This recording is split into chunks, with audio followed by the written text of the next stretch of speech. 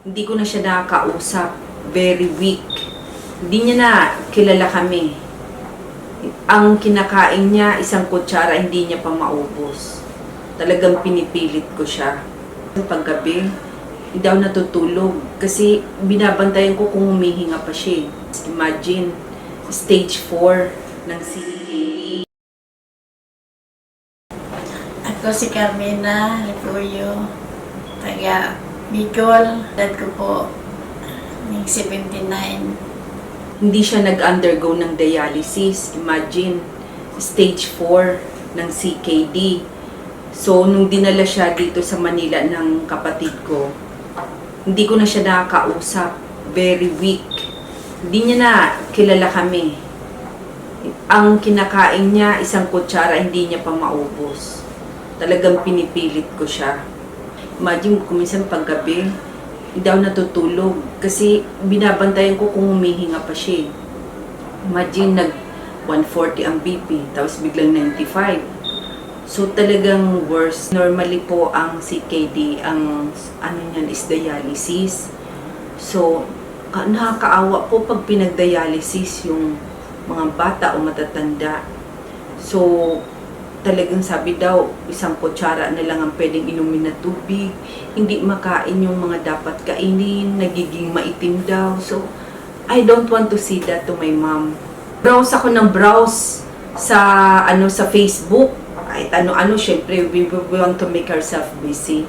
Then, yung brother-in-law ko, nakita ko nag-like, kasi siguro that time may sakit yung mother niya, o hindi ko alam. Nag-like siya. So, ako din, naging curious. Sabi ko, wow, gusto ko rin magpaano niyan kasi nakita ko yung ibo na inaayos daw, mga ganon, may ozone. So, nakita namin to nung during pandemic. Talagang pinunta namin. Talagang hindi na kami nagdalawang isip na hindi itry. Kasi nga, worst.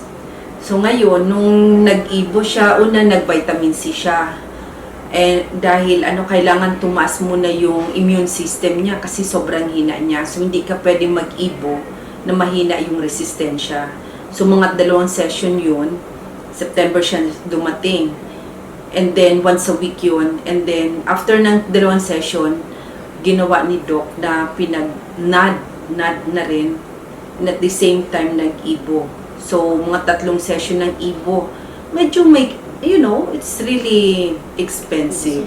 Pero dahil mahal mo yung magulang mo, mahal ko si Mami, mahal namin si Mami, nagtulong-tulong mga kapatid ko, especially yung kapatid ko sa Bicol. Talagang sacrifice lang, lahat ng budget gagawin. Talaga para gumaling. Hindi naman kasi magsisinungaling yung blood test, yung result. So, nung makita namin yung blood test ni Mami na nag-normal, so talagang ang saya-saya namin.